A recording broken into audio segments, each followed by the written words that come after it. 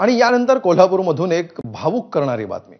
कोल्हापूरमधल्या नांदणी मठातील महादेवी हत्तीणीला ग्रामस्थांनी निरोप दिलाय। महादेवी हत्तीणीला निरोप देताना ग्रामस्थ भावुक झाले।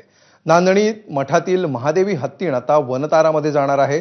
निरोप देण्याआधी ग्रामस्थांनी हत्तीणीची मिरवणूक देखील काढली।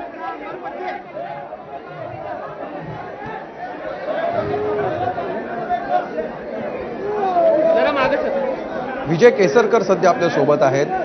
विजय, काही दिवसांपूर्वीच तू ही बातमी दिलेली होतीस आणि कशा प्रकारे ग्रामस्थ रात्री रस्त्यावर उतरलेले होते, या हत्तीणीला रात्रीच घेऊन जातात की काय या भीतीने, हे सगळं ताजं असताना आता सर्वोच्च न्यायालयाच्या निकालानंतर निरोप देण्याची वेळ ग्रामस्थांवर आली आहे। काय नेमकं वातावरण आहे, कसा माहोल होता?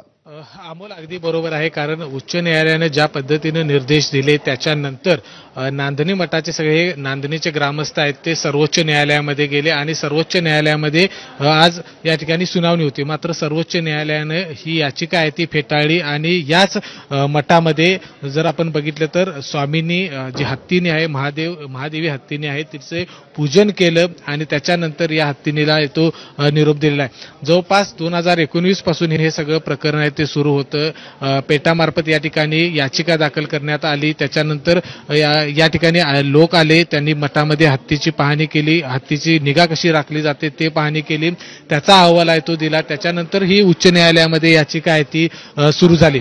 ह्या याचिकेचा जो निकाल आला काही दिवसांपूर्वीच, त्यानंतर ह्या याचिकेला आव्हान देणारी याचिका सर्वोच्च न्यायालयामध्ये दाखल करण्यात आली। आज याची सुनावणी होती, मात्र ही सुनावणी सर्वोच्च न्यायालयाने जी याचिका होती ती पूर्णपणे फेटाळून लावली आणि उच्च न्यायालयाचा जो निर्णय आहे तो कायम ठेवला।